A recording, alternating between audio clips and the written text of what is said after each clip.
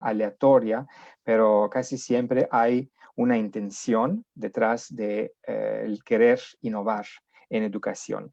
Y generalmente lo que va a impulsar las innovaciones es a partir de un diagnóstico de una inadecuación o de una insatisfacción con la situación o con los resultados actuales, ¿verdad? Conviene señalar, y eso creo que es importante y quizás para tranquilizarlos un poco, que la innovación no es una invención, ¿verdad? Si la invención es una creación real de algo que antes no existía en ninguna parte, la innovación es más bien una novedad en un contexto particular, una novedad que es relativa a un contexto. Y a veces podemos utilizar conocimientos o ideas anteriores, recombinarlas o modificarlas un poco para crear esa innovación. Entonces, la innovación es interesante en ese sentido y si vemos la definición de Béchard y Pelletier, que trabajaron sobre la innovación educativas, dicen que es una actividad deliberada que pretende introducir novedad en un contexto dado y que busca mejorar de manera sustancial los aprendizajes de los estudiantes en situación de interacción o interactividad. Entonces, ellos van a añadir ese concepto de interacción y de interactividad. Y es interesante con esa imagen, no sé si la han visto anteriormente, esa imagen que se dibujó en los años 50, 1950, era alguien que estaba haciendo una visión de qué iba a ser la educación en el año 2000. Entonces aquí atrás en la pared está escrito en francés, pero dice en l'an 2000, el año 2000, y esa era su visión. Y quizás en esta época se podría considerar como innovación, pero no sé si se ve bien, pero aquí si ven lo que está sucediendo en esa imagen, donde hay una figura, un profesor y la figura de los estudiantes y, bueno, una máquina con libros. Y, bueno, están conectados, ¿no? A esa máquina. Pero yo digo que hay que tener cuidado, ¿no? De no caer en la trampa, porque si regreso a esa imagen aquí, en realidad la actividad que se está haciendo es una transmisión, ¿verdad? Es una transmisión de información. Así que no sé qué tanto innovador es, ¿no? Y no es porque es una máquina que lo está haciendo en lugar del profesor, que necesariamente podría considerar como una innovación que viene mejorar de manera sustancial los aprendizajes, ¿verdad? Entonces, lo que caracteriza la innovación en contexto educativo es el hecho de hacer diferente para mejorar lo existente. Eso creo que es importante tenerlo en mente. Bien, ahora, si vemos las teorías o las principales teorías que nos llevan a concebir modelos de aprendizaje, pues tenemos la teoría del behaviorismo, humanismo, cognitivismo. Luego vino el concepto, la teoría del constructivismo con varios autores, ¿verdad? No es el único autor aquí, pero podemos decir que más o menos se parecen, ¿no? Lo que hay detrás de la idea del constructivismo. Y de manera más reciente hay una proposición de una nueva teoría que es el conectivismo, ¿verdad? Entonces, hay que tener en mente que esas teorías ya existen, ya hay modelos educativos que se basan sobre una o más de esas teorías, ¿verdad? Pero quizás una palabra o dos sobre esas nuevas teorías y de acuerdo con el conectivismo, Garrison propuso su modelo de Community of Inquiry. No sé si han escuchado, pero cuando Simmons y Stephen Downes proponen su teoría de conectivismo, ellos trataban de explicar su teoría a través de la metáfora, ¿no? Que es una red de nodos y de conexiones. Y los nodos pueden constar de varias cosas, información, datos, sentimientos, imágenes, etcétera. Entonces, hay una variedad de cosas que puedan representar esos nodos, y está como un proceso constante de creación de conexiones y de desarrollo de redes. Entonces, la idea es que podamos mantener y crear nuevas conexiones, y eso va a facilitar el aprendizaje, ¿no? Y lo que tiene que hacer el maestro, el profesor en este contexto es asegurar que los estudiantes pueden crear esos entornos, esas conexiones, y que hay intercambios y colaboración. Entonces ahí yo creo que la idea de conectivismo se acerca mucho a la definición de Béchard y Bédard de la interactividad, ¿verdad? Y Garrison, con su Community of Inquiry, no sé si la traducción que traté de hacer en español es adecuada, la comunidad de aprendizaje en línea, pero él se interesa a mejorar la experiencia de aprendizaje del alumno, y más bien va a añadir en esa experiencia de aprendizaje un componente en línea.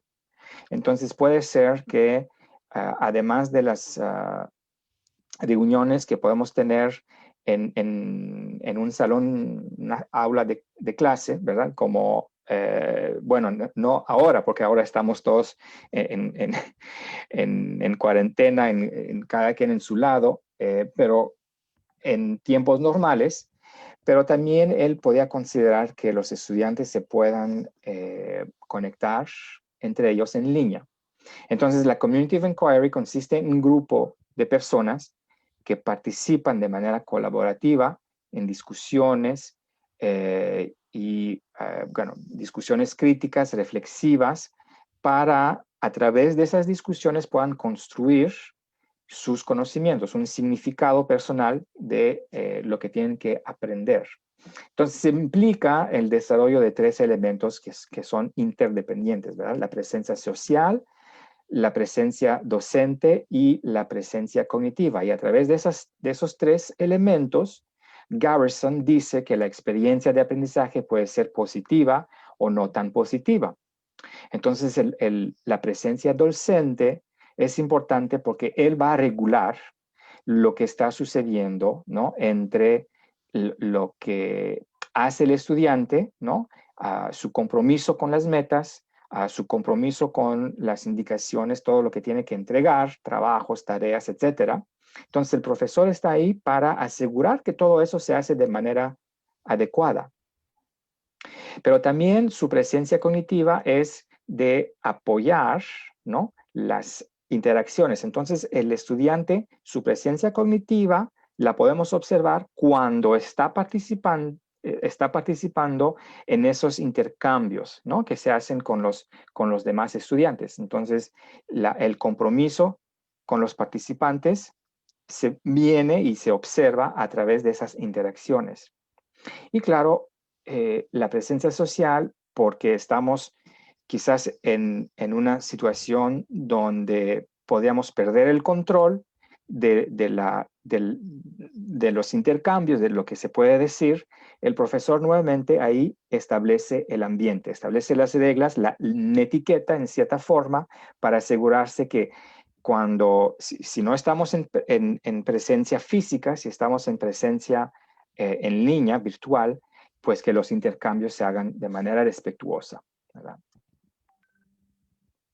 Entonces, me inspiré del trabajo de la metaanálisis de Hattie para ver a través de esas teorías qué sería interesante de guardar y qué deberíamos soltar, ¿verdad? Entonces, nuevamente la idea no es que nada más vamos a utilizar la nueva teoría o las nuevas teorías y olvidarnos de las teorías antepasadas, anteriores, ¿verdad? La idea es de ver qué es lo positivo que podemos guardar y de cierta manera aplicar y combinar para facilitar nuevamente hacer que el aprendizaje sea más eficaz. Entonces, esa es mi proposición, ¿verdad? Aquí yo estoy proponiendo que para el conductismo, lo que podemos guardar son acciones observables. Podemos observar que el estudiante está haciendo algo y el profesor puede utilizar la estrategia del reforzamiento para motivar a los estudiantes a seguir haciendo esas acciones. Quizás lo que podríamos soltar del conductivismo es el aprendizaje memorístico, ¿no? Todo lo que es de memoria. El humanismo, las relaciones humanas y el cuidado. En inglés la palabra es care, no supe cómo traducirla en español, pero tener esa preocupación para sus estudiantes, ¿verdad? Preocuparse de su aprendizaje, de su bienestar, ¿no? Y que tengamos relaciones humanas positivas. Quizás lo que podamos soltar del humanismo es el dogmatismo. Bueno, sí hay dogmatismo en su contexto. Del cognitivismo, yo creo que el procesamiento de datos sería a guardar y también el pensamiento crítico. Y lo que podemos soltar del cognitivismo es el esquema mental único, que hay solo una manera de ver las cosas, ¿verdad? Yo creo que eso sería bien de ponerlo de un lado. Para el constructivismo, importante de siempre considerar los conocimientos previos y las experiencias como vehículo del aprendizaje. Y también lo que podríamos soltar es el descubrimiento puro y sin guía, es decir, de dejar a los estudiantes en un proyecto, por ejemplo, y no ayudarlos, no darles algunas indicaciones. Eso yo lo soltaría. Con el conectivismo, pues bueno, es muy recién, entonces la tecnología y las redes, yo creo que sí, eso puede ser muy útil. Y para soltar, no, lo puse entre paréntesis, no es necesariamente soltarlo. Aquí yo lo que pongo es lo que deberíamos hacer con el conectivismo, es decir, eh, permitir que los estudiantes tengan tiempo para reflexionar sobre sus aprendizajes, sobre cómo están aprendiendo, sobre el valor de sus aprendizajes y también dejar que aprenden de sus errores. Entonces, dejar un espacio, digamos, que puedan existir los errores sin que sea algo muy malo, que los estudiantes se sientan mal de haber hecho errores. Bien. Traté de encontrar dónde había encontrado esas ideas. Sé que es una visión propuesta para la universidad en una perspectiva quizás en 10 años adelante. Había 10 elementos, guardé 8 de los 10 elementos. Voy a seguir buscando dónde encontré eso, pero lo que decía, y hice la traducción en español, y los voy a leer rápidamente porque luego los voy a retomar con mis ideas y lo que quiero proponer como innovaciones curriculares y didácticas. Entonces, viendo hacia adelante, hacer que la formación sea más modular e interdisciplinaria a través de un enfoque carrera. 2, poner en práctica los outcomes o las competencias o los resultados de aprendizaje, dependiendo de cómo se llaman en su contexto, lo que el alumno sabe y es capaz de hacer, ¿no? Con sus conocimientos. Formar para el conocimiento de métodos y la construcción de conocimiento a lo largo de la vida. Preparar los estudiantes para que puedan seguir aprendiendo. Menos de transmisión de información, más desarrollo de habilidades de alto nivel y de competencias transversales. Formar para lo que no se puede encontrar en Google o Wikipedia. Formar a los docentes a través del isomorfismo, es decir, de la misma forma que queremos que ellos forman a los estudiantes. Y no se olviden que el contenido ya está en la web. Pensar en invertir la relación al conocimiento que tenemos, a los roles que cada actor juega o tiene en un contexto educativo, pero también invertir tiempo y los espacios. Y hacer del aula invertida un tema estratégico, para que una gran cantidad de profesores trabajan con esa idea de aula invertida. Y las herramientas numéricas no son una solución mágica, tienen su potencial, pero depende cómo las estamos utilizando.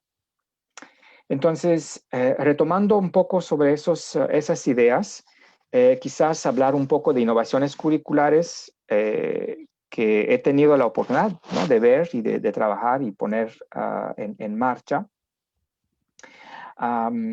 Sobre el trabajo de Tardif, que él va a distinguir las carreras sobre un continuo, ¿verdad? Y coloca en dos extremos, ¿verdad?, las carreras que él considera como fragmentadas porque siguen trabajando por objetivos, y del otro lado considera las carreras más integradas, las que trabajan por competencias. Y a eso yo vengo a añadir los enfoques, ¿no? De un lado del continuo, si una carrera está trabajando con objetivos, podemos considerar que es un enfoque curso. Por el otro lado, cuando estamos trabajando por competencias, quizás sería más pertinente trabajar en un enfoque carrera. Entonces, la idea es que si tenemos un perfil de egreso basado sobre competencias, esas competencias están definidas a nivel carrera y no a nivel curso, como son los objetivos de aprendizaje. Y desde el momento que estamos trabajando en un enfoque por competencias que pertenecen a nivel carrera, necesitamos poder trabajar de manera coordinada. Un profesor solo no puede tomar decisiones para que podamos cumplir de manera adecuada o eficiente, eficaz con ese perfil de egreso, ¿verdad? Entonces, pasar de una lógica de input a una de outcomes. Y aquí puse un ejemplo en ingeniería. Por ejemplo, la lógica de input, anteriormente utilizábamos esa lógica, ¿no? ¿Cuántos créditos de matemáticas se necesitan en esa carrera de ingeniería? ¿Cuántos créditos de ciencias básicas, avanzadas? ¿Cuántos créditos de concepción, de ciencias, etcétera? Y ahí colocábamos los cursos, ¿no?, las asignaturas. Cuando entramos en una lógica de outcomes, vamos al revés. Primero vamos a definir cuál es el perfil de egreso con la lista de competencias o de los outcomes, ¿verdad? Y una vez eso definido, ahí vamos a colocar lo que necesitamos adentro de los cursos. Serán conocimientos, serán actividades de aprendizaje, serán una manera de evaluar que permite verificar el cumplimiento de ese perfil de egreso. Entonces, es una lógica muy distinta trabajar a través de los outcomes. Ahora algunas palabras sobre innovaciones didácticas. Entonces, ya estoy dejando el nivel carrera para llegar al nivel didáctico más a la realidad individual, ¿no?, de cada profesor. Conviene señalar que las restricciones, las limitaciones, ¿no?, las pandemias, pueden ser motores de la innovación. Claro, vivimos esos últimos meses cosas difíciles, ¿verdad? Aislarnos así, no poder ver los estudiantes no se pueden ver entre ellos, pero al mismo tiempo nos dimos cuenta de cosas positivas que podemos hacer, ¿verdad?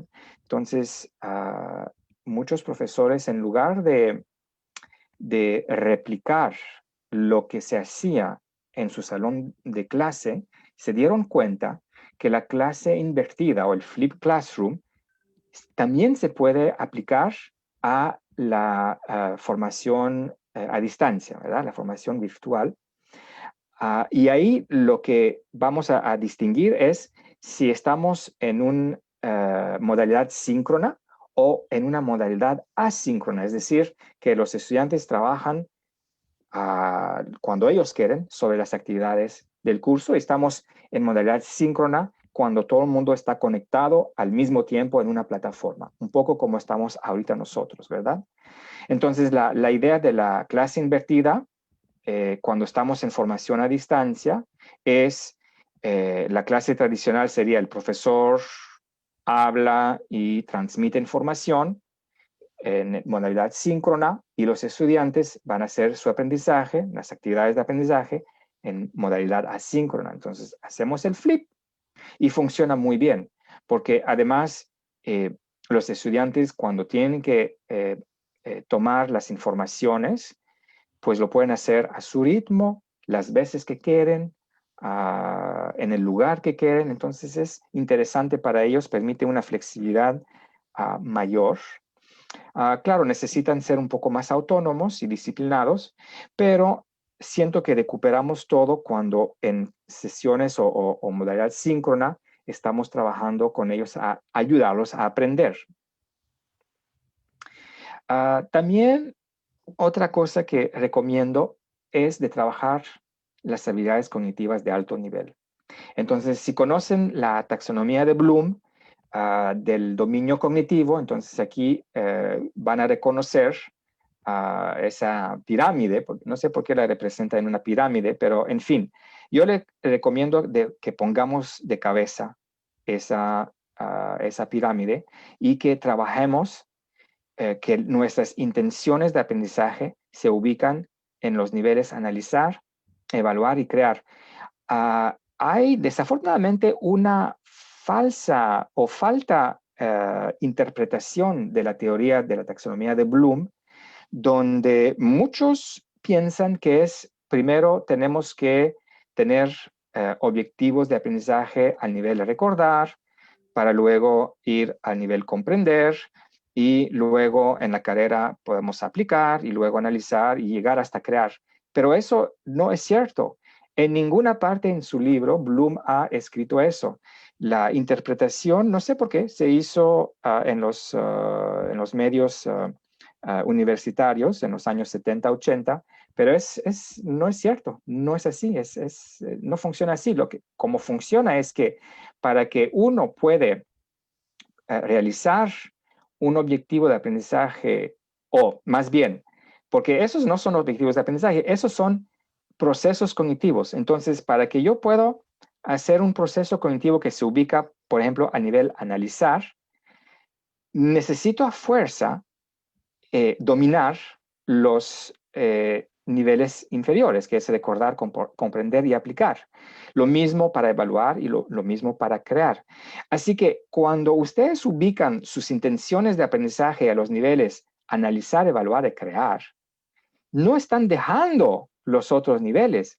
Al contrario, están obligando a sus estudiantes de entender los conceptos, la materia, de poder aplicarla de manera adecuada, porque para analizar o para evaluar o para crear no lo puedo hacer de manera, digamos, que tenga sentido si no entiendo lo que estoy haciendo, ¿verdad? Entonces, les invito a todos a colocar en sus objetivos de aprendizaje o sus resultados de aprendizaje en sus sílabus verbos que se ubican a esos niveles superiores, trabajando habilidades cognitivas de alto nivel. Si ustedes no conocen estrategias de enseñanza que se basan sobre el aprendizaje activo, aquí les propongo varios ejemplos. Algunos ejemplos yo los coloqué en la categoría involucramiento sociocognitivo, los otros aprendizaje por indagación y otros aprendizaje experiencial. Si quieren más detalle, hay un artículo aquí y tienen el link para el artículo Las pedagogías activas y el uso de los TIC en contexto universitario. Les invito a verlo y ahí tienen muchos ejemplos, ¿verdad? De estrategias, métodos de enseñanza activa. Otro motor del cambio didáctico, y eso creo que es no negliger ese motor, es la evaluación. Entonces, la evaluación la podemos utilizar para verificar los recursos, es decir, los conocimientos, que los estudiantes sí manejan los conocimientos, y generalmente se hace a través de problemas cerrados, donde hay solo una solución o una sola buena respuesta. Pero yo les recomiendo de utilizar situaciones complejas o problemas abiertos. Y ahí ver si los estudiantes puedan enfrentarse a esas situaciones, ¿verdad? Entonces, evaluar el manejo de situaciones complejas con problemas abiertos donde no hay solo una solución posible y implica eso que los estudiantes están utilizando sus habilidades cognitivas de alto nivel. Entonces, aquí otro motor del cambio didáctico. Entonces, termino con esto. Invertir tiempo y esfuerzo durante la formación para desarrollar, bueno, ayudar a desarrollar habilidades cognitivas de orden superior, considerar la complejidad de las situaciones y idealmente si son situaciones que se acercan a situaciones profesionales para motivar a los estudiantes,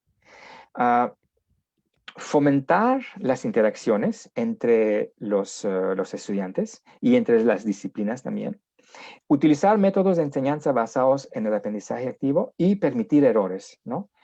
Tiempo de reflexión para que los estudiantes mismos puedan darse cuenta cómo se puedan mejorar. Ya, con esto he terminado mi presentación. Espero que les gustó y les agradezco por su atención. Muchas gracias, doctor Cosanitis. Agradecemos la participación, sobre todo porque nos ha situado teórica y conceptualmente, y es un marco bastante sólido para las innovaciones educativas, ¿no? Recuerden que pueden ir escribiendo sus comentarios y preguntas a nuestra audiencia, y yo las voy a ir consolidando para pasárselas al doctor Cosanitis. A continuación, vamos a tener la presentación de Adriana Araque. Ella es directora de Innovación Pedagógica del Colegio de Estudios Superiores de Administración CESA Colombia. Ella es maestra, conferencista en temas relacionados con educación virtual y presencial para la incorporación de tecnologías y el diseño de ambientes de aprendizaje. También es consultora de proyectos educativos mediados por las tecnologías y soluciones tecnológicas en el desarrollo de contenidos académicos, modelos de pedagogías contemporáneas, también el diseño de materiales educativos, y la implementación e incorporación de tecnologías con perfiles informativos y formativos. Es experta en diseño, selección y orientación de materiales didácticos. Muchas gracias a maestra Araque, bienvenida, y la escuchamos. Yamine, muchísimas gracias por la presentación, sobre todo también por la invitación que tuvieron ustedes con nosotros. Como tú dices, yo hago parte de una universidad en Colombia que es catalogada como la primera escuela de negocios en el país, el CESA, Colegio de Estudios Superiores de Administración. Soy la directora de Innovación Pedagógica y me alegra mucho que me hayas invitado a este espacio para hablar sobre transformaciones de modelos educativos en posgrado, ¿sí? Y cuando hablamos en este momento de esas transformaciones de modelos educativos, pues hay muchas cosas que yo escuchando a Anastasis, claramente coincidimos en muchísimas cosas que deben empezar a cambiar. Yo considero, y lo he dicho en varios escenarios, que nosotros estamos en un proceso de cambio. Cambiamos muchísimo, todos los docentes, yo creo que a nivel mundial, de un modelo presencial a un modelo online. Cambiamos del salón de clase a un Zoom, a un Collaborate, a un Teams, a un Meet. Pero realmente la pregunta que siempre yo he hecho es, ¿hicimos un proceso de transformación? Nosotros, y siempre voy a quitarme el sombrero con los profesores, salvamos la educación, salvamos los procesos formativos, la gente siguió conectados con nosotros, de alguna u otra forma, en diferentes contextos, con niños, con adolescentes, en universidad, bachillerato, escuelas de educación continua, todos continuamos, dijimos, lo hacemos, pero transformamos. Entonces, cuando tú voy a hacer la pregunta de ¿los modelos educativos seguirán vigentes? Claramente no. Esperaría que no siguieran vigentes, que hubiesen transformaciones, más que cambios, es que realmente nosotros tuviéramos en cuenta las transformaciones que deben ocurrir a nivel de 5 aspectos que quiero hablar hoy, de 5 cosas. ¿Sí? Yo creo que todo lo que ha pasado a nivel mundial hace que nosotros tengamos en cuenta, o que 5 áreas que acompañan la educación, pues hagan reflexiones profundas de qué está pasando en la educación, cómo la estamos entendiendo, hacia dónde vamos, cuáles son esos currículos que estamos entregando, qué es el conocimiento actualmente, qué necesitan aprender nuestros estudiantes. Y los 5 aspectos en los que me quiero detener hoy son realmente todo lo que tiene que ver con entes gubernamentales. Este es un gran llamado y lo vamos a hablar un poco más adelante. A todos los que nos dan lineamiento, todo lo que tiene que ver con gobierno, ¿sí? De todos los países, tenemos que mirar qué está pasando. Las instituciones de educación, ¿m? Tenemos que reflexionar frente a cómo estamos asumiendo la formación de los estudiantes, en cuánto tiempo, para qué, en posgrado, por ejemplo, nos deja muchísimas lecciones todo lo que está pasando. Los modelos educativos claramente deben transformarse. Seguirán vigentes algunas cosas que funcionan, pero hay otras que dentro de la institución de educación tenemos que empezar a pensar. Los docentes, nosotros creo que somos los que nos llevamos las mayores reflexiones. El saber que asumimos una responsabilidad y empezamos a hacer una serie de cambios y a incorporar algo que yo me acuerdo que cuando hablamos de tecnologías de información y comunicación, que fue desde el siglo pasado, yo hablaba y formaba en tecnologías de información y comunicación desde 1997. ¿M? Y decíamos, no, eso es algo que los profesores van a tener que incorporar y no sé qué, y llegamos al 2020 y no terminamos de incorporarlo. Todavía no estábamos convencidos del tema. Entonces también empezar a revisar todo eso. Los estudiantes, nos llevamos una gran sorpresa con nuestros estudiantes que están muy acostumbrados a los procesos presenciales, pero procesos de autonomía y todo esto no. Y algo con lo que también voy a hablar son entornos de familia. Empecemos entonces con entes gubernamentales. Yo considero que para que hayan transformaciones en los modelos educativos, no solo en posgrado, sino como lo decía Anastasia hace un rato, en pregrado, en la forma en como nosotros entendemos la educación inicial y todo esto, pues deben haber unas políticas que estén más relacionadas con el siglo XXI, ¿sí? Están cambiando, el conocimiento ha cambiado. Hay nuevas, estamos hablando de nuevas carreras, nuevos intereses de formación. Hace muy poco tiempo, yo creo que hace menos de un año, estábamos en un seminario en donde hablaban de las nuevas carreras que iban a existir y hablaban de los guías turísticos espaciales, ¿sí? Y yo decía, ¿y cómo uno le enseña un guía turístico espacial si ni siquiera hemos sido nosotros? ¿Cómo el profesor le va a enseñar? ¿Qué tipo de cosas vamos a hacer? ¿Cuánto tiempo dura? El siglo XXI nos lleva a nosotros a tener y a hablar directamente y empezar a hacer un poco de presión a que esas políticas y esos lineamientos rompan estructuras rígidas. Una vez hablando con el director de innovación del Observatorio de Innovación del Tecnológico de Monterrey, José Escamilla, él decía que las aseguradoras de calidad en educación se iban a desaparecer. Y claro, todas las áreas de calidad casi se van de para atrás porque ¿cómo se van? Sí, porque era como un checklist. Nosotros lo que estamos entregando es un checklist de cumple, cumple, cumple, pero realmente lo que dice en donde supuestamente estamos cumpliendo sobre las nuevas innovaciones, sobre los nuevos modelos que estamos haciendo, ¿se está llevando a cabo? O muchas veces esas estructuras rígidas y esas políticas y lineamientos gubernamentales no nos permiten hacerlo. La flexibilidad. Lo que más nos mostró en este momento la pandemia y todo este tiempo es que de verdad no tenemos sistemas muy flexibles, tenemos sistemas muy rígidos que no permiten que nosotros avancemos. Hablando un poco de lo que estaba hablando Anastasia hace un rato, la evaluación es uno de esos. ¿Cómo hacer innovación en evaluación? ¿Mm? La queja a nivel mundial es que los estudiantes se copiaban en clase. ¿Sí? En todo este tiempo, es que la virtualidad no permite que el estudiante, entonces le pedíamos al docente, y ya vamos a hablar de esa transformación, que cambiara su concepción de evaluación para que pudiéramos hacer cosas diferentes, ¿vale? ¿Sabemos cómo se aprende? ¿Cómo están aprendiendo los estudiantes? ¿Cómo están aprendiendo nuestros estudiantes de posgrado? ¿En qué contexto lo están haciendo? ¿Mm? ¿Qué necesitan? ¿En qué necesitan actualizarse? ¿Cómo adquieren la información? ¿Cómo realmente la guardan? Claro, tenemos taxonomías de Bloom, tenemos una cantidad de como diseños instruccionales que nos llevan el paso a paso de cómo aprende una persona, pero cuando tú encuentras un contexto y un grupo de personas en donde tienen estilos diferentes de aprendizaje, realmente tenemos que sentarnos a pensar qué está pasando. ¿Quién es el que aprende?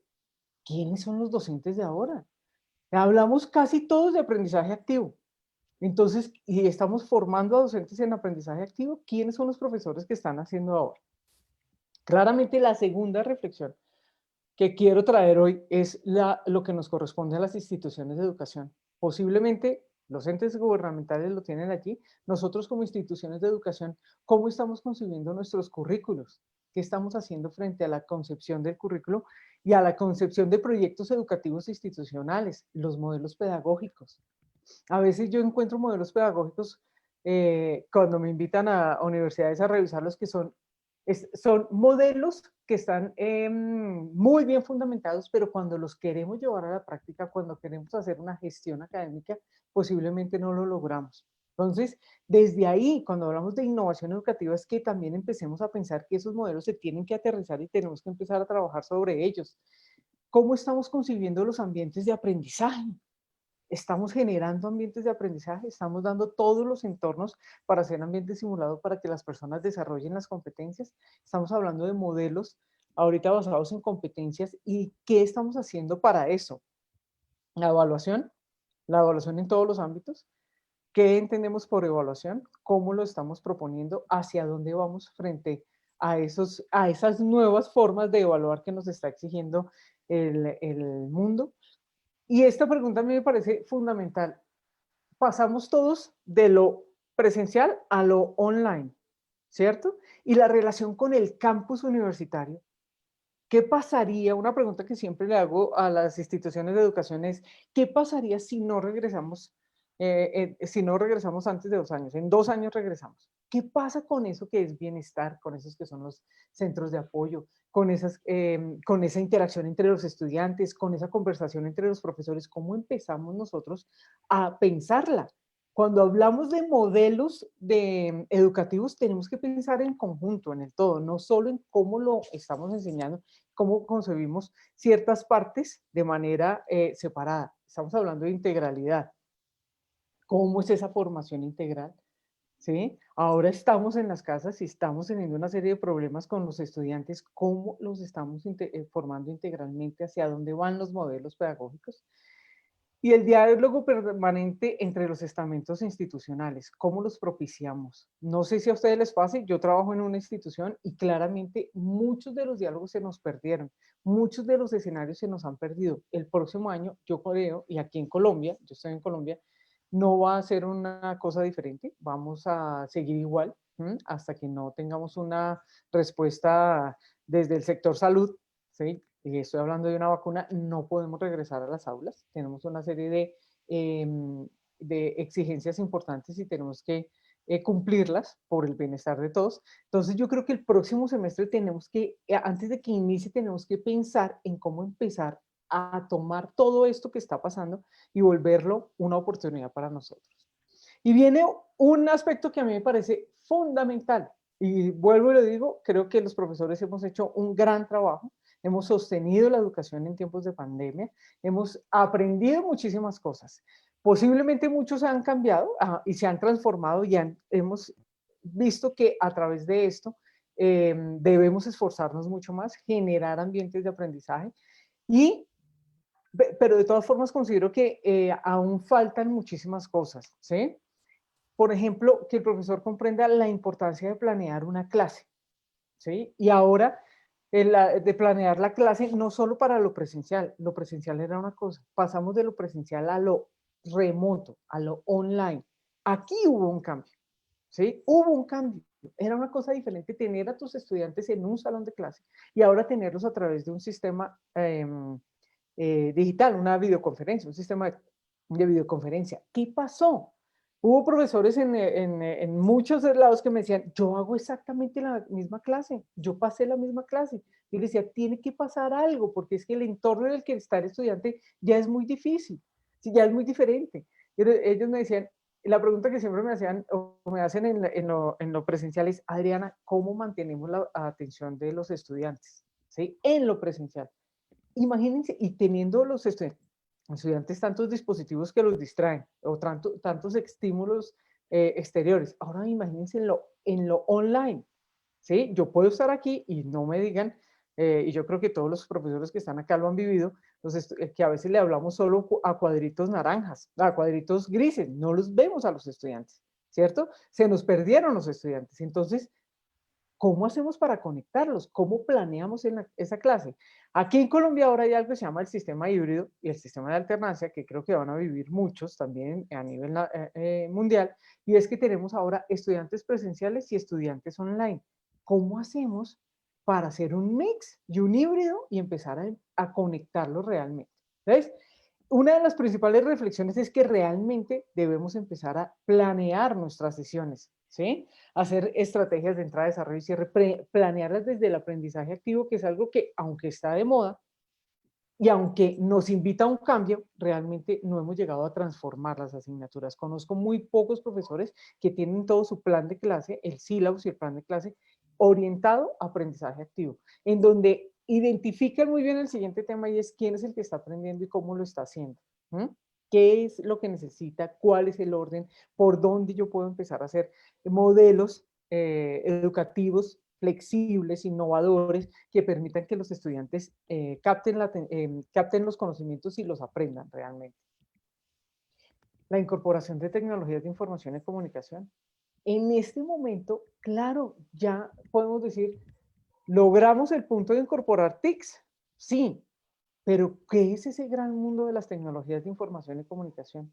Pregunta que le hago a algunos profes, ¿cómo desarrollamos competencias a nivel de educación, a nivel competencias blandas en este tipo de sistemas? ¿Qué debemos hacer? ¿Cómo lo debemos pensar? ¿Cómo debemos planearlo? ¿Sí? ¿Se puede? Teníamos una discusión ayer precisamente con algunos profesores. Yo les decía, claramente se puede, pero en los sistemas presenciales podemos hacer mucho más. Y las tecnologías ahorita hay TIC y TAC. ¿Sí? Entonces, ¿cómo yo empiezo realmente a aprovechar las tecnologías para que esto empiece a tener una nueva orientación? Innovar. Innovar no solo significa, innovar tiene que ver mucho con creatividad, pero también innovar significa que yo tengo la posibilidad de sistematizar todas las experiencias y de socializarlas con mis compañeros.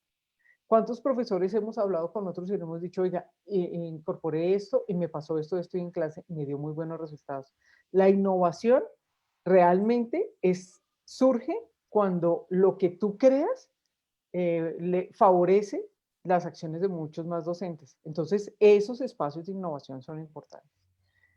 El siguiente, algo que nos llamó mucho la atención y en lo que tenemos que empezar a trabajar y es revisar a nuestros estudiantes, o no revisar, es mirar quiénes son los estudiantes y si están preparados para un entorno como el que estamos ofreciendo.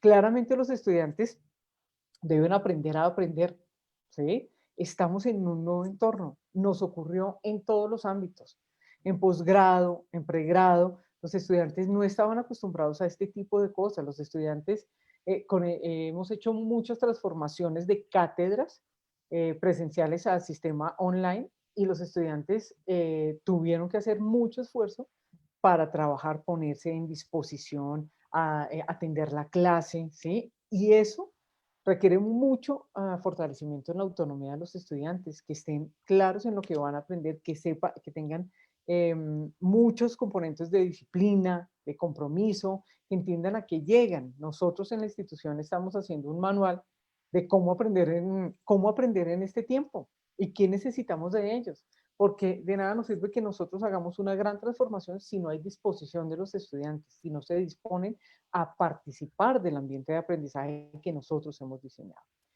Finalmente, claramente, uno de los temas que veíamos muy lejano era incorporar en estos procesos al entorno y a la familia. En temas de posgrado, el entorno tiene que ver mucho con los lugares de trabajo, ¿sí? En donde estoy trabajando, en los tiempos que me toma aprender, ¿cierto? La familia también es importante que hagan parte de este proceso. Se siente en posgrado, se siente igual en pregrado, se siente igual en bachillerato, en primaria, en todos, el entorno de la familia surgió, ¿cierto? Por una razón, y es que entramos, los profesores entramos a las casas de los estudiantes y los estudiantes entraron a las casas de nosotros, ¿sí? Estábamos dando clases acá. Y claramente podían pasar muchas cosas y comprendimos que el entorno en donde yo estoy, la familia con la que estoy, también puede hacer parte del proceso de aprendizaje. Recuerdo mucho que en una actividad para poder conectar a los estudiantes de posgrado, que no querían como abrir sus cámaras ni nada. Estábamos en las casas, eso fue el semestre pasado. Y yo le propuse al profesor que hiciéramos una actividad en donde ellos trajeran un libro que les gustaba mucho, ¿sí? Que estaban en la casa. Entonces, vayan, traigan un libro. Lo trajeron y empezó una dinámica diferente. Eso es empezar a transformar la forma de relacionarnos con los estudiantes a través de estos medios.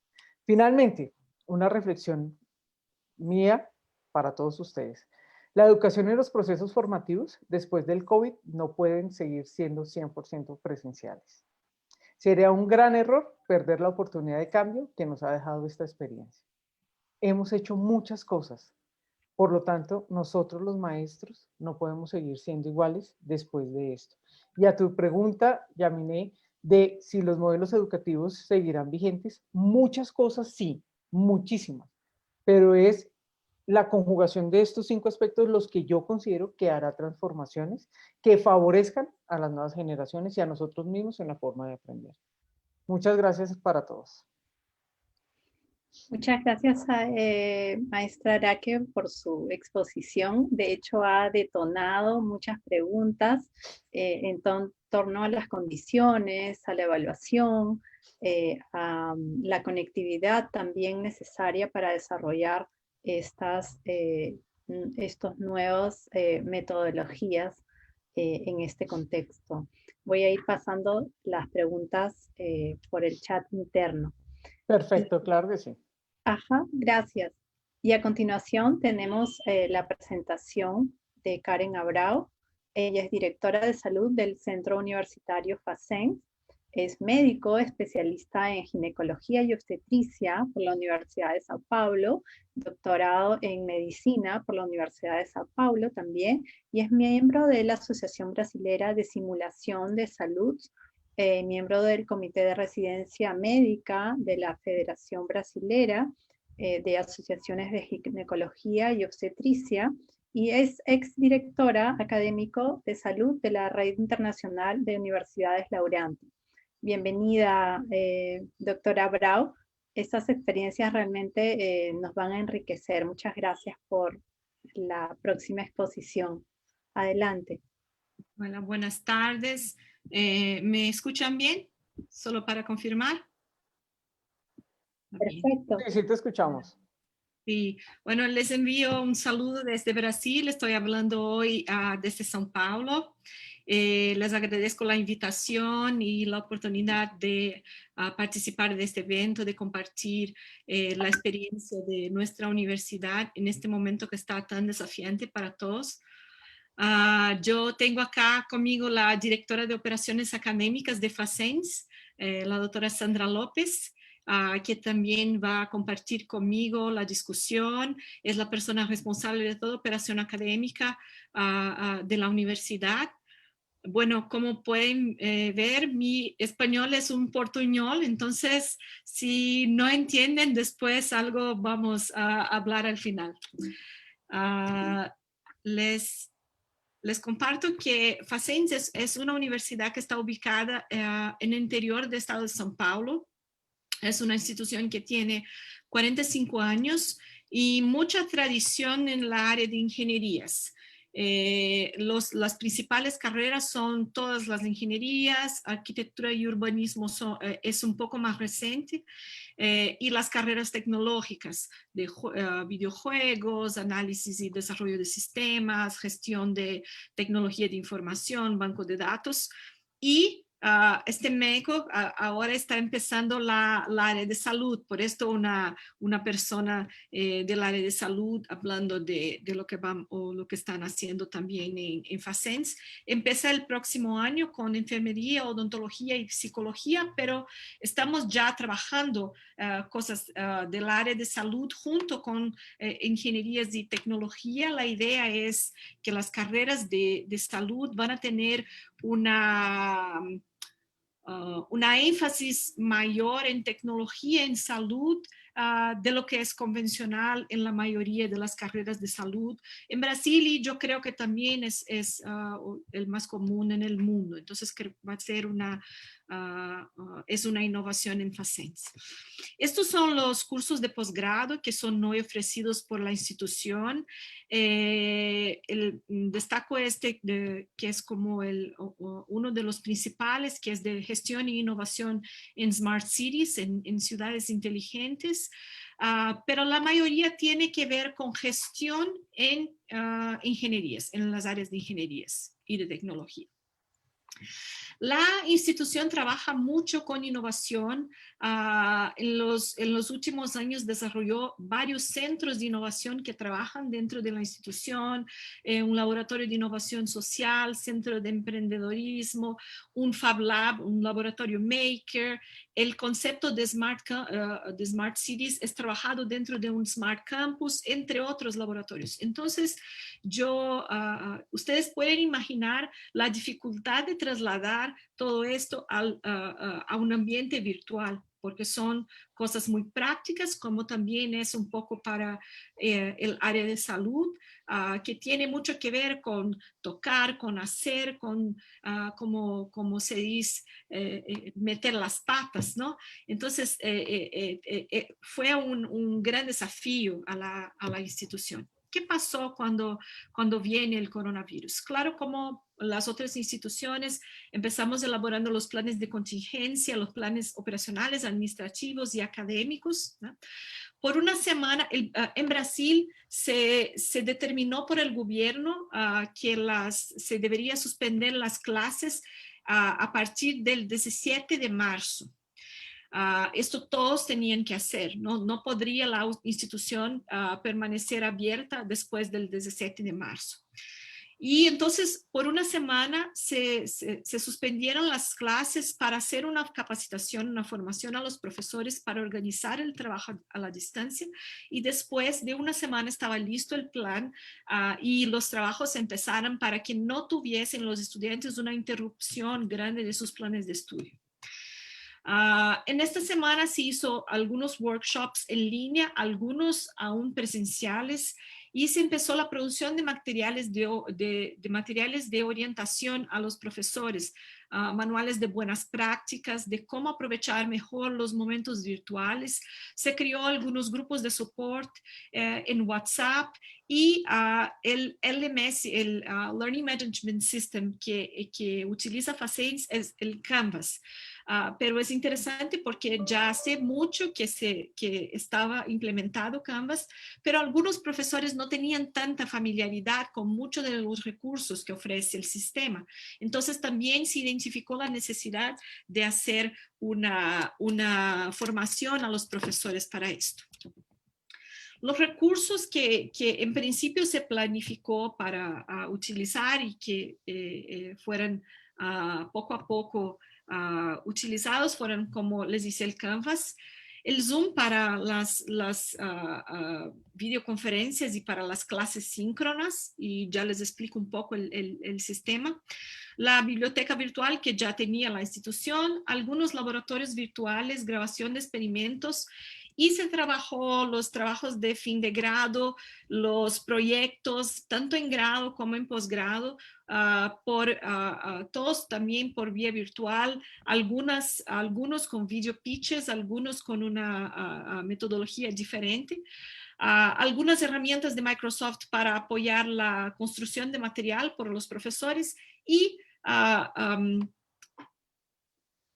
durante el semestre algunos profesores empezaron también a utilizar herramientas de red social cuando percibieron que sus estudiantes no estaban más tan enganchados y cuando la motivación ya estaba bajando. Les enseño un video de una de las grabaciones de experimentos en Facens y cómo esto funcionó a lo largo de los semestres. En principio, los profesores grabaron algunos experimentos y después estos experimentos eran utilizados en las clases síncronas, presentando los videos, comentando, y algunos de los videos tenían errores de práctica, cosas que sucedían mal, y entonces la discusión partía de los errores y de los desafíos que eran presentados en los experimentos. Algunos laboratorios virtuales fueron adquiridos por la institución, pero como uno de los centros de innovación de Facens es un centro de desarrollo de games,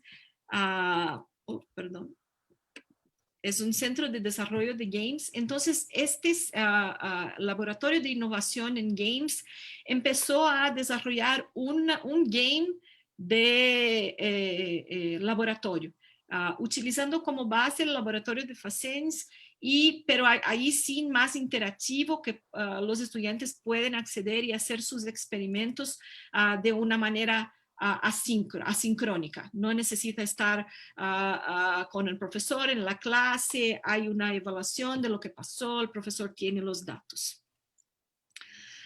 Algunos materiales poco a poco digitales fueron desarrollados y yo creo que es interesante porque muchas de las discusiones que yo he visto sobre la educación virtual en la pandemia es por este tema de la metodología, porque en principio lo que pasó fue una traslación de la educación presencial para un ambiente virtual. No necesariamente una educación en línea estructurada, pasaba un poco más como si fuera una clase presencial. Entonces, si las clases empiezan a las 8 de la mañana, a las 8 de la mañana empiezan las sesiones síncronas en Zoom, hay los experimentos, las actividades, los profesores dividen las salas y todo, pero las actividades asincrónicas no estaban tan desarrolladas. Entonces, poco a poco el equipo también desarrolló las trillas y las actividades más estructuradas para que los estudiantes tengan más actividades que puedan hacer solos y hacer su estudio independiente, ¿no?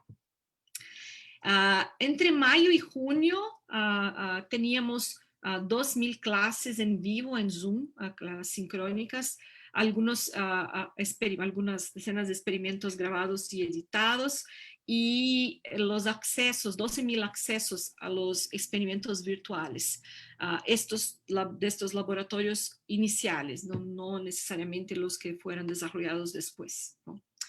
Se identificó la necesidad de mantener la motivación de los estudiantes y también de los profesores. Entonces, algunos eventos como la Semana de Ingeniería, con webinars con profesores invitados, con distintas actividades y poniendo los temas también de salud y de innovación que se destacaron mucho durante la pandemia, ¿no? Entonces, con la pandemia las personas se interesan más por innovación. Como los ponentes comentaron, todos sienten que este momento de la pandemia es un momento, es un turning point. Las personas van a mudar sus comportamientos, la tecnología va a avanzar, entonces hay mucha cosa en este sentido y que interesa mucho a los estudiantes. Por esto los webinars estaban como un atractivo para los estudiantes. También se identificó la oportunidad de trabajar habilidades socioemocionales que sí ya están trabajadas en el currículo también, pero un poco más. Por ejemplo, los temas de mindfulness, de autocuidado, los temas de salud mental, porque durante la pandemia también observamos muchísimos casos de depresión, la cuestión de estar aislado, la preocupación con sus familiares, el miedo de se quedar con la doença y todo. Entonces, estos temas también estuvieron trabajados. Para mantener la motivación, también los profesores tuvieran distintas estrategias. Algunos profesores se convirtieron como en youtubers. Esto es un profesor de las ingenierías muy interesante. Crea los memes y las cosas para que los estudiantes se sientan más enganchados, utiliza mucho el lenguaje de los estudiantes más jóvenes y todo. Entonces, es una manera de que estén todos involucrados, ¿no? Quería hablar un poco sobre una de la estructura curricular y las ingenierías. En Brasil, nosotros tenemos la posibilidad de que los currículos en un curso presencial tengan hasta 20% de enseñanza online. Y ahora está se cambiando hasta 40%, ¿no? Entonces, claro, hay categorías distintas y cuando es totalmente en línea es otro tipo de programa. Nuestros programas en FACEN son presenciales y entonces pueden tener hoy hasta 40% en actividades en línea. En el diseño que se hizo el año pasado para los currículos, hay en todos los semestres de los cursos de ingeniería, son 5 años, en los 4 primeros años, hay lo que se llama de Oficina de Proyectos Experimentales. Es una unidad curricular que está basada en proyectos y donde se pretende por un desafío. Cada uno de los semestres tiene un desafío en el mundo real. Los estudiantes tienen que desarrollar un proyecto en pequeños grupos y trabajar este tema con sus profesores, establecer un plan de desarrollo, desarrollar el proyecto y tiene que tener un producto de ingeniería al final de cada uno de estos proyectos, ¿no? La idea es trabajar por proyectos, es trabajar las soft skills, pensamiento emprendedor, empatía, gestión de proyectos, ética, resiliencia, trabajo en equipo y todo esto. Pero imaginen la dificultad. Este era el primer año que iba a pasar esta oficina de proyectos experimentales. Entonces la duda fue, ¿vamos a seguir con estos proyectos o vamos a hacer algo distinto? ¿Cómo vamos a hacer para que los estudiantes puedan lograr un producto de ingeniería en una condición como esta de la pandemia? Pero sí, la decisión fue que íbamos a seguir con algunas con posibilidades distintas, por ejemplo, que fuera desarrollado en un simulador, si quisieran los estudiantes. Y al final, muchos estudiantes decidieron, no necesariamente por simuladores, algunos construyeron los productos finales, dividiendo trabajo y haciendo el trabajo a la distancia, con una u otra reunión presencial si fuera extremadamente necesario. Y fue una experiencia muy exitosa para profesores y para estudiantes tener estos productos al final, y esta sensación de que sí logramos mismo en la pandemia. Si podemos hacer esto mismo en la pandemia, podemos hacer todo. Entonces fue una gran fuente de motivación para los estudiantes y para el equipo, ¿no? El otro punto que se hizo fue conectar más con las necesidades de la comunidad. Entonces, como tenemos este proyecto de salud de los equipos de salud, la idea también fue colocar la universidad a la disposición de la ciudad de Sorocaba, donde estamos ubicados, y ver lo que podíamos hacer. Tenemos laboratorios de simulación que están bien listos y bien equipados. Entonces, nosotros organizamos un entrenamiento para los profesionales de salud de la red, primero con la creación de algunos videos educativos con las técnicas que se utiliza para hacer el manejo de los pacientes, ¿no? después hicimos un entrenamiento in situ para el hospital de campaña que se estaba organizando en un gran gimnasio, 80 camas, que era solo para pacientes con COVID. Y hicimos este entrenamiento antes del hospital a empezar sus actividades, ¿no? Entonces, es el equipo de Facens con los maniquís y los simuladores de Facens haciendo un entrenamiento para los profesionales de salud de Sorocaba. Y esto también fue un punto que creó una motivación en la institución. Estamos colaborando con lo que necesita nuestra ciudad, estamos apoyando los procesos. El Fab Lab, el laboratorio maker de Facens, hizo los face shields, prototipamos algunas cajas de intubación, hicimos estas donaciones a la ciudad, entonces fue bien interesante. Bueno, yo quería terminar con dos slides sobre las lecciones que aprendimos en la pandemia, ¿no? El primer punto es que casi todo se puede hacer virtualmente, ¿no? Si podemos hacer para ingenierías, si podemos hacer cosas para medicina, casi todo es posible de se trasladar al ambiente virtual, ¿no? Algunas de las barreras de la educación virtual eran psicológicas y la pandemia resultó que estas barreras fueran superadas. Y algunas cosas que tal vez no sería posible hacer en 5 años o 10 años, podemos hacer ahora, ¿no? La pandemia creó un sentido de unidad en el equipo, un sentido de pertenencia, y esto fue un elemento bien imprescindible para el éxito de los proyectos, ¿no? Mismo profesores que no tenían tanta experiencia en ambientes virtuales tuvieron un desempeño muy interesante. Y entonces esto nos muestra que con creatividad, con buena voluntad, todos pueden adaptarse al mundo virtual. Algunos toman más tiempo, más recursos, más apoyo, pero todos pueden adaptarse, ¿no?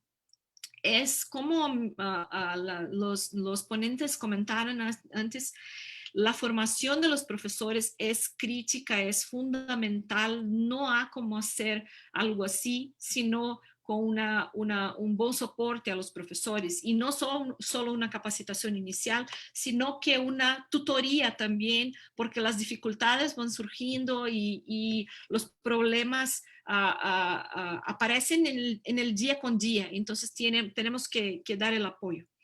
Y la institución tiene que tener el compromiso de inversión de recursos, tanto financieros como humanos, para que todo suceda bien, ¿no? Pero mismo con todo esto muy positivo, la sensación que tenemos hoy en Facens es que el post-pandemia va a ser híbrida. No va a ser 100% en línea porque las personas no la quieren más, ¿no? Los otros desafíos tecnológicos que tuvimos es que sí hay un poco más de dificultad para prevenir el fraude en evaluación virtual. Esto es lo creemos que es una cosa que los profesores tienen más ansiedad, y acá la manera de superarlo es no poner solo evaluaciones cognitivas, evaluar por proyectos, hacer una evaluación continuada, formativa, que no sea solo una evaluación simple por una nota, ¿no? Otro punto que nos pasó es que ni siempre los estudiantes tienen todos los recursos tecnológicos para acceder a las clases desde su casa, ¿no? Y algunas veces ellos dependen de los recursos de la universidad, y por esto tenemos que dar el apoyo, ¿no? Mantener la motivación es el más difícil. Yo creo que después de 2 semestres las personas están un poco cansadas, y nuestro principal reto ahorita es cómo hacer para que todos sigan felices y motivados y entusiasmados, ¿no? Y cómo utilizar estos otros recursos, porque estamos ahora con más experiencia en los recursos más tradicionales, así por decir, ¿no? Laboratorios virtuales, las videoconferencias. No es tradicional, pero ya está un poco tradicional en la pandemia, ¿no? Entonces, ¿cómo ver otras cosas, red social, algunos profesores utilizaron Discord para organizar eventos, galerías de presentaciones de trabajos y todo. Entonces, pero creo que en resumen, el punto principal a nosotros hoy es cómo organizar y mantener la motivación, en especial si nosotros tenemos que pasar un año más en una situación como esta. Ya estamos teniendo en FACENS algunas actividades presenciales con laboratorios, pero con grupos pequeños, un poco más restritas, y lo que está pasando ahora en Brasil, la previsión es que el próximo semestre va a ser aún igual a este. Entonces, esto es nuestro principal desafío. Bueno, me gustaría muchísimo escuchar un poco de las preguntas y un poco más de la experiencia de los demás. Muchas gracias.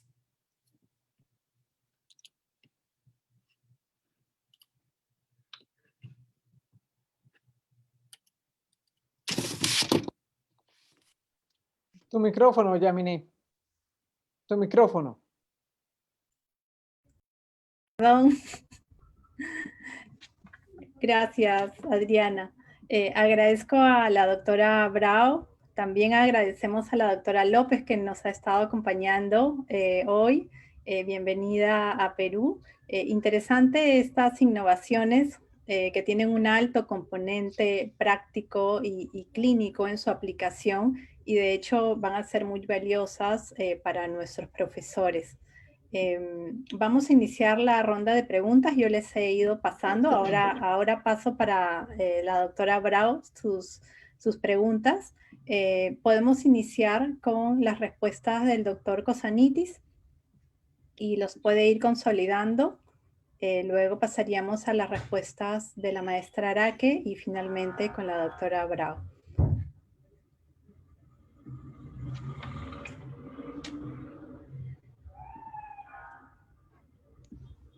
Anastasis, ya, se está conectando. Sí, perdón.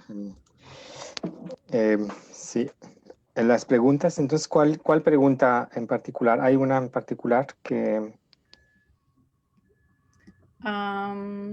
Déjame enviarte el consolidado por el chat. Aquí tengo para que las puedas responder. ¿Me confirmas si lo recibiste por el chat del Zoom? Ya. No, ¿todo el mundo puede ver la pregunta? ¿O mejor la puedo leer? Sí, perfecto. Sí, entonces dice, el Perú está muy de moda planear las experiencias curriculares bajo el enfoque por competencias. Tanto es así, actitudinales constituyen parte de las áreas o cursos de formación, de forma que hemos perdido de visión el concepto de las competencias, considerando que competencias son capacidades o aptitudes y no valores. Todo eso conlleva un cambio en maneras de pensar y ser del docente y las políticas educativas. Entonces, yo creo que aquí la pregunta va acerca de las políticas educativas frente a ese enfoque, ¿no? Que cuando estamos trabajando a desarrollar competencias, quizás lo que yo veo en muchas universidades, muchas ocasiones, las límites que imponen las políticas ya que están presentes, donde van a limitar la innovación. Entonces, cuando unos profesores, por ejemplo, quieren colaborar, quieren proponer proyectos donde se pueden hacer a través de 2 o 3 asignaturas y quieren cambiar un poco sea el horario o sea los locales o a veces cosas aún más difíciles como los objetivos de aprendizaje.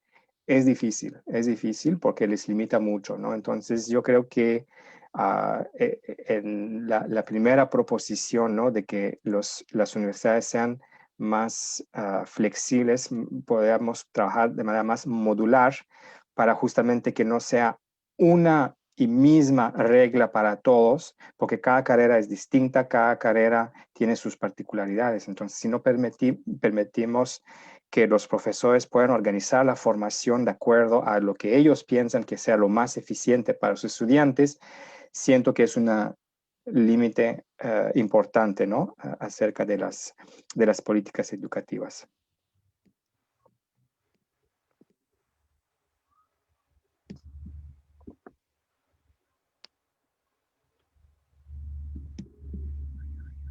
No sé si había otras preguntas, a mí no veo. Por ahora voy a ir enviándote, podemos iniciar con la maestra Araque.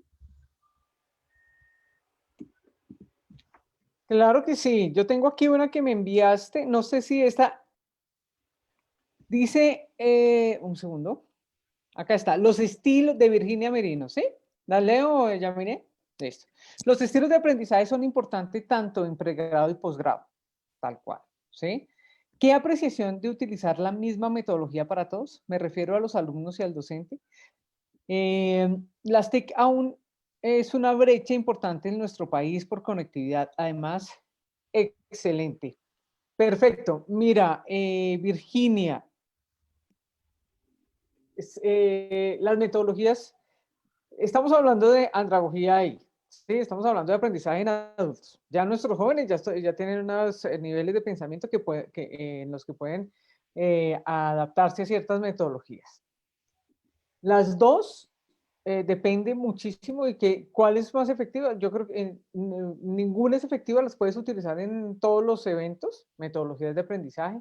Debemos para eso formar a los estudiantes que entiendan que es un aprendizaje basado en proyectos, un aprendizaje activo, un aprendizaje en resolución de problemas, pero los debemos formar, los puedes utilizar en los dos. Los alumnos, las TIC aún es una brecha importante en nuestro país por conectividad, igual acá. Sí, igual yo creo que a nivel Latinoamérica, no sé si en Brasil pase lo mismo, no creería que en Canadá, no lo sé, pero es algo en lo que nos deja la pandemia como reflexión, ¿sí? Lo que nosotros aquí lo llamamos inclusión, que tengamos toda la posibilidad de acceder a las tecnologías y de poder tener los mismos beneficios y las mismas condiciones de todos. Es diferente, por ejemplo, los estudiantes del CESA, que somos nosotros una institución de educación superior para estratos altos, en donde todas las personas tenían su iPad, todos los integrantes de una familia cuando vinimos acá, entonces yo sabía que me podía conectar y no había excusa de los estudiantes porque no tenían un canal de comunicación, ¿sí? Es diferente esa situación a un estudiante de otra universidad, una universidad pública, en donde hay 5 personas y solo hay 2 computadores y un internet de baja conectividad. Entonces, eso también abre la brecha. Creo que no solo es el tema de lo educativo, sino de la infraestructura que acompaña lo educativo. Tenemos que estar pendientes. Yo les hablaba de los ambientes de aprendizaje. Tenemos que mirarlo completo. ¿Sigo, Yamini? Tú me dices. ¿Tienes ¿Terminé? más? Creo que te he enviado un par más. Tengo varias. ¿Cómo promover? Esto es de Fiorella. Dice, ¿cómo promover el aprendizaje autónomo durante el COVID-19? Fiorella, como lo dije hace un rato, debemos formar a los estudiantes. Los estudiantes no están familiarizados con el tema, ¿sí? Del aprendizaje, aprender autónomamente, esos procesos disciplinarios. Pero tenemos que generar escenarios en donde ellos poco a poco, ahora, lo otro que pasó en lo educativo, y no sé si pasó en Brasil, en Perú, en Canadá, es que nos volcamos a las actividades. Entonces, no, lo que no hicimos en clase porque pensamos que no teníamos mucha conexión con el estudiante y que prestar atención, se lo volvimos actividad y los llenamos de actividades. Hay que ir gradualmente generando. Yo siempre le digo a los profesores que las actividades que se generen sean interesantes para los estudiantes. ¿Mm? Si quieres generar autonomía en los estudiantes, ponles un reto interesante que responda a algo. El Tecnológico de Monterrey tiene el aprendizaje basado por retos. Eso me parece muy chévere para que el estudiante realmente se motive. Como lo dicen los pedagogos, no hay aprendizaje si no hay emoción en el aula. ¿Qué estrategias de enseñanza nos sugieren en el nivel universitario? Muchas. Lo que decía Anastasia hace un rato, está el aprendizaje invertido, está el aprendizaje basado en retos, en proyectos, es pensar cómo lo va a aprender el estudiante. Voy a leer una más, Yaminé, que me da pena y tú me avisas, ¿vale? De acuerdo, Karen también tiene lo suyo, así Sí, que... yo sé. La última ya, los estilos de aprendizaje son muy importantes tanto en pregrado y posgrado. Ya, ya. Dice, el soporte emocional y acompañamiento para docentes y estudiantes podría ser también un factor a tomar en cuenta en caso de docentes, las diferencias generacionales, por ejemplo. Eso es fundamental. Nosotros en la universidad montamos un centro de acompañamiento especializado tanto para estudiantes como para docentes, ¿sí? Y montamos una página web, apenas pasó eso, montamos dos cosas, un espacio para docentes, formación docente, y un espacio para acompañamiento psicológico, tanto para docentes como para estudiantes, porque la situación, aparte de la brecha generacional, la situación de encierro y todo esto iba a afectar los procesos de aprendizaje. Sí es fundamental, ojalá lo piensen también en posgrado, en pregrado. En posgrado es muy importante y muy importante. No se imaginan las cosas que nosotros encontramos hablando con los estudiantes y hablando con los profesores. Muchas gracias. Bien. Bueno, para las preguntas relativas a Facens también va a participar a doctora López. Voy a empezar con algunas cosas que tenían que ver con salud. Que en el caso de Facens, cómo virtualizar una carrera como la odontología, ¿no? Nosotros no empezamos la carrera de odontología en este momento, va a empezar el próximo año, pero lo que pasa con odontología es, hay simuladores que tienen que ver con algunas de las competencias que tenemos que trabajar con los cirujanos, los odontólogos, ¿no? Por ejemplo, cuando usted habla de tomada de decisión, el diagnóstico, la elaboración de planes de tratamiento y todo, esto todo se puede también trabajar con simuladores, pacientes virtuales, con estas otras tecnologías, ¿no? El punto es dividir un poco, es una técnica de quebrar la competencia general en pequeñas competencias o habilidades y verificar si cada una de ellas no es posible de trabajar. Algunas cosas sí no hay como por ejemplo lo que es psicomotor, ¿no? Y la carrera de odontología sí tiene mucha cosa que es práctica y de habilidades motoras. Entonces, las universidades, y tenemos una otra universidad que no es Facens, pero es parte de nuestro grupo y que ya tiene la carrera de odontología hace muchos años. Allá lo que ellos hicieron fue esto, separar lo que no era psicomotor, lo que podría se trabajar en un nivel un poco más de tomada de decisión, cognición, etcétera, hacer esto todo, pero claro, lo que es práctico va a tener que trabajar después. Y hay simuladores de habilidades motoras en odontología, pero ellos son de uso individual. Entonces, no es escalable, no es una cosa que sea posible de poner en el plan de que todos tengan en su casa o que cada uno va a acceder individualmente, ¿no? Entonces, esto es la división. Hoy ya están con las prácticas con pacientes y con las prácticas de laboratorio en Newton Paiva, que es la otra universidad de nuestro grupo. Y esto también está pasando en las otras instituciones de salud de Brasil, ¿no? Sandra, no sé si quiere comentar. Sí. Claro. Aquí nos preguntan cómo promover el aprendizaje autónomo durante el COVID-19 y qué estrategias de enseñanza nos sugiere en el nivel universitario. En nuestra experiencia nos dijo que este aprendizaje autónomo va a depender mucho de la motivación que el profesor tenga en su clase. Esto está muy ligado también a cómo la institución, la universidad, va a trabajar con su profesor, las herramientas, el ambiente, la preparación del docente, para que él pueda debidamente estimulado, motivado, consiga hacerlo con los estudiantes. Esto es muy importante. Esto fue una cosa que seguramente llevamos como experiencia en este periodo. Aquí nos preguntan sobre la carrera de arquitectura. Sí, fue un gran desafío para nosotros trabajar los estudiantes de arquitectura en este momento de pandemia, porque su carrera por la característica tenía una cosa muy de desarrollar proyectos, de hacer cosas juntos, de trabajar en equipo. Y eso en este periodo teníamos que hacerlo todo cada uno en su casa. Entonces, la plataforma de comunicación que utilizábamos permitía que los estudiantes compartiesen, dividiesen entre ellos las experiencias de los proyectos. Los docentes trataron de buscar herramientas virtuales que proporcionaran a estudiantes desarrollar estos proyectos. Esto en el primer momento de la pandemia, cuando era imposible que uno permitiera al estudiante ir a la universidad.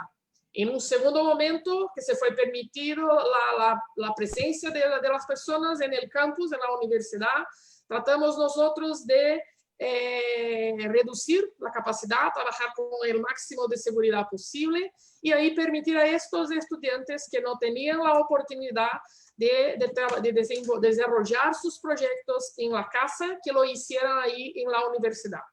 Al fin, en este momento que vivimos ahora al fin de año, que tratamos de mejorar ahí, la flexibilidad se aumentó, se puede traer mucho más gente para el campus, por ejemplo, tenemos ahí una resistencia de los estudiantes, porque ellos se acostumbraron a hacer sus tareas y sus proyectos en la casa, tienen toda una comodidad que por supuesto nosotros también estamos estresados por todo este momento, pero también nos acostumbramos a hacerlo todo en la casa y son más resistentes a querer volver. Entonces, veo ahí un gran desafío para nosotros para el próximo año. Estimular y motivar a esos estudiantes para que vengan a la universidad. La otra pregunta que nos hicieron aquí es sobre los accesos de los experimentos y laboratorios virtuales. Sí, tenemos los experimentos, parte de los laboratorios virtuales están siendo desarrollados en la universidad. La propia FACEN lo está haciendo. Una otra parte, nosotros hicimos una parcería con una empresa de Brasil, que yo sé que tiene su plataforma y seguramente ofrece este servicio también para afuera, una plataforma pública. Aquí en Brasil, el Ministerio de Educación viene trabajando ahí en desarrollar un currículo que tenga una carga horaria virtual mayor. Entonces, esa es una discusión que ya había empezado ya al principio de este año. Y entonces, en función de la pandemia, el gobierno acabó publicando algunos decretos que permitían que la institución pudiera trabajar con eso sin prejuicio para el estudiante de la carga horaria. Aquí nosotros tenemos una carga horaria obligatoria de 200 horas, 200 días que tenemos que cumplir. Entonces fue importante esta flexibilidad del gobierno y del Ministerio de Educación. Y aquí nos preguntan si los laboratorios estaban abiertos para el uso de los estudiantes. Al primer momento, en la fase más crítica de la pandemia, no era posible, entonces teníamos un equipo que trabajaba en laboratorio y nos ayudaba desarrollando los proyectos que interesaban a los estudiantes. En un segundo momento, cuando se empezó una flexibilización, será posible traer más personas para el campus. Entonces, en este momento sí, nosotros tratamos de abrir los laboratorios a los estudiantes. Teníamos toda una política de seguridad y una cuestión de agendamiento para que nos mantuviéramos así, pudiéramos tener un número reducido de personas en las instalaciones, y con eso era posible que los estudiantes podrían trabajar. Incluso la universidad disponibilizó para algunos estudiantes computadoras, ¿no? Entonces, notebooks, por ejemplo, nosotros, para los estudiantes más carentes, que no tenían condiciones de de tener ahí estas máquinas en sus casas para trabajar, la FACENS proporcionó eso. Y como Karen dijo en su presentación, fue grande el desafío de traer esa tecnología para el estudiante, la diferencia de la gente que tiene y del otro que no tiene. Entonces, de repente, tratar de trabajar en la casa con computadora todo el tiempo fue un gran desafío para todos. Creo que me alargué mucho. Muchas gracias. Muchas gracias por la respuesta, y me gustaría hacerles a los cuatro una pregunta para cerrar, y justamente por eso estoy desconectada en el video, porque la pregunta es: ¿qué hacer con los estudiantes que abandonan los estudios por falta de recursos o conectividad? Esto se da en muchas universidades nacionales del Perú. Gracias. ¿Podemos iniciar con Anastasis? Sí, pues yo creo que primero hay que saber, ¿no?, cuáles son esos estudiantes que podrían tener problemas de conectividad. Y quizás si vamos a estar siguiendo por todavía 1, 2 o 3 semestres más en total modalidad de distancia, quizás permitir la posibilidad que en lugar de tener que conectarse en live al mismo tiempo con todos, que se puedan conectar cuando ellos lo pueden hacer, descargar si hay videos con una velocidad más baja, entonces que toma más tiempo, entonces permitir esa opción para esos estudiantes. Ahora, cuando ya los hemos perdido, me imagino que es más difícil volver a ir a buscarlos, pero si podemos identificarlos desde el principio del semestre, sabiendo cuáles son sus equipos y su capacidad de conectividad, decir a los profesores, tengan por lo menos una opción para esos estudiantes, y así no los vamos a perder por completo. Y si es necesario conectar con estudiante, podemos hacerlo uno a uno para quitar sus dudas o contestar a sus preguntas a través de tecnologías que toman menos del tubo, ¿no?, de la conectividad, con correo electrónico, por ejemplo, o otro medio que no necesita una conexión para que funcione un programa como Zoom, por ejemplo.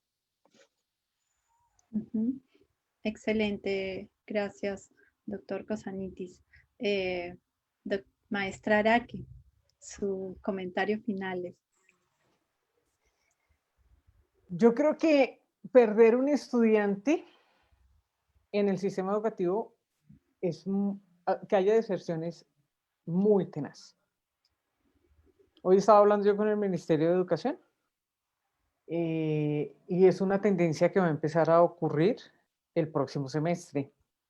Como lo decía Karen hace un rato, el próximo semestre vamos a estar con varios aspectos en contra. Uno de esos es que estamos cansados, tanto docentes como estudiantes, de esta modalidad.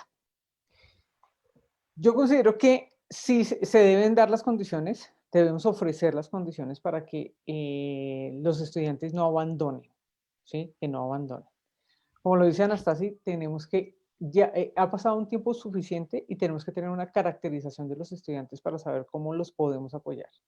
En Colombia, lo que hicimos nosotros fue en algunas universidades públicas prestar los computadores que estaban en las bibliotecas y entregar los computadores que estaban en los centros de cómputo. ¿Sí? Los llevamos para que los estudiantes no lo tuvieran. Fue decisión institucional, no decisión gubernamental. Fue de cada institución entregarlo para que lo pudieran hacer.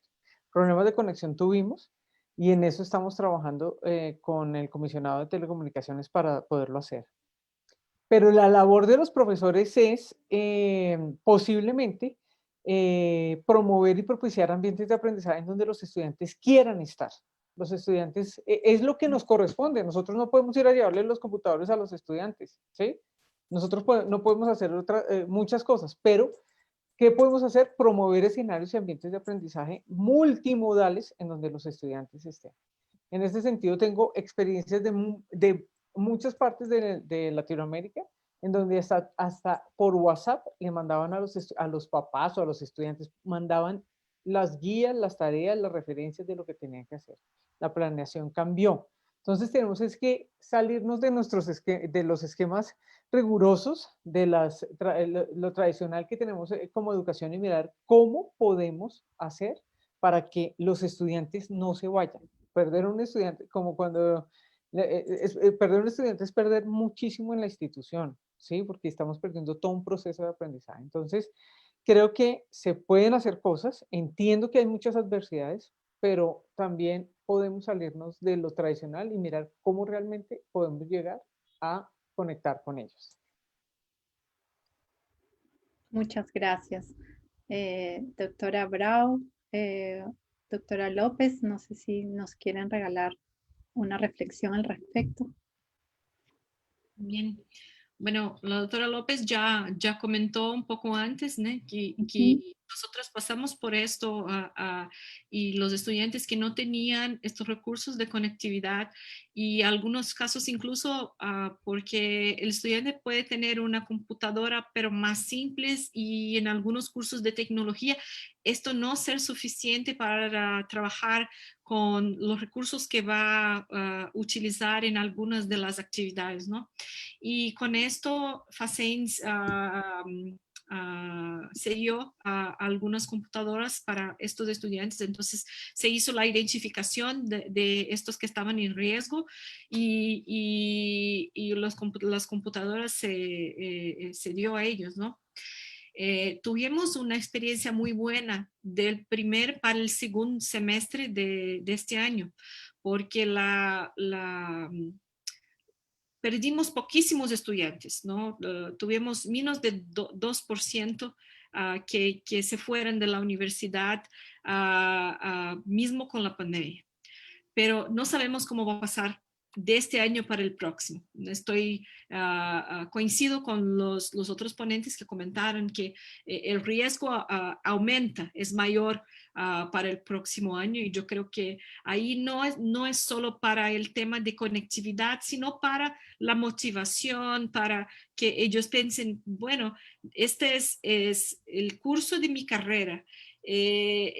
Yo ¿puedo continuar o debo esperar un año más y ver qué va a pasar y volver en un año o 2 años? Pero sabemos que si la persona se va, es difícil que regrese, ¿no?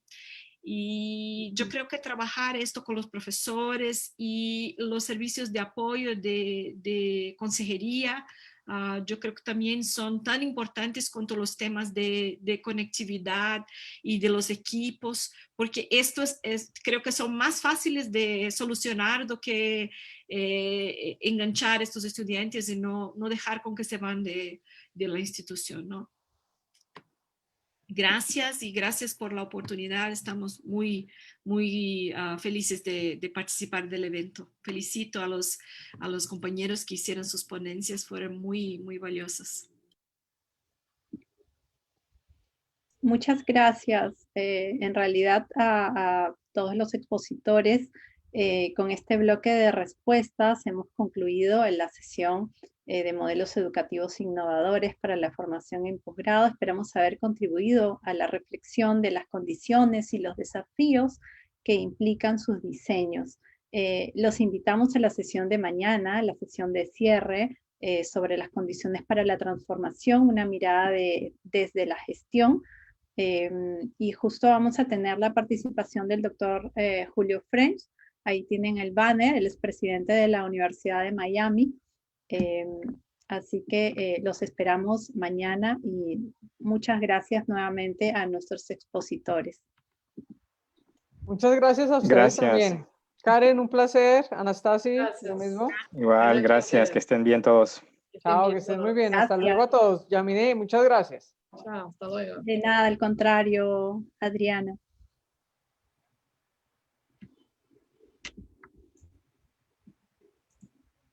Muchas gracias, Karen.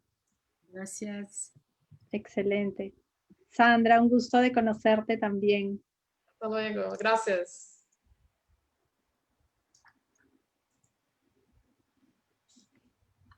También agradecemos al equipo de posgrado que nos ha ayudado en esta sesión y que realmente ha sido impecable. Muchas gracias.